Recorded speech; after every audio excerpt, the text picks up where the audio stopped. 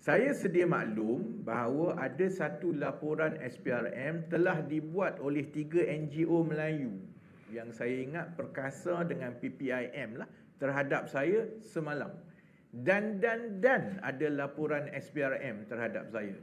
Dan seumur hidup saya, ini adalah laporan SPRM yang pertama yang dibuat terhadap saya. Saya dah jadi ahli parlimen lama tau, menteri segala-galanya lah. You gaduh dengan Perkasa ke? Itulah. Saya pun terkejut juga.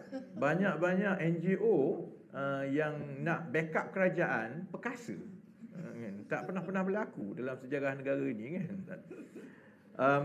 Semalam pun SPRM dengan pantas telah membuat kenyataan akan mengambil tindakan. Laporan dibuat dalam pukul 4 lebih, pukul 7 lebih, SPRM dah keluar kenyataan dah akan mengambil tindakan. Pagi ini saya dimaklumkan oleh satu sumber dalaman SPRM bahawa satu serbuan terhadap saya akan dibuat. Saya bersedia, sebab tu saya kena sebut saya lah, sebab takkanlah Kak Oji dengan Wong Chen pun nak masuk lock up dengan aku. Jadi teman. Jadi saya nak sampaikan kepada Datuk Seri Anwar, kepada Tan Sri Azam Baki, saya ni veteran bab-bab kena tangkap dan masuk, kena raid, kena geledah, bab-bab masuk lock up ni. Jadi saya bersedia melalui semuanya sekali lagi.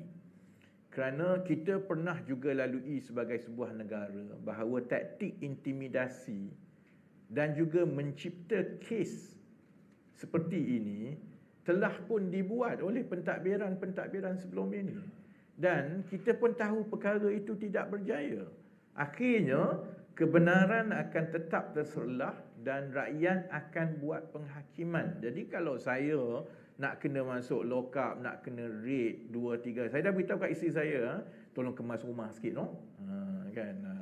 Saya pun dah pastikan bahawa pakaian dalam saya semua yang cantik-cantik lepas ini kan.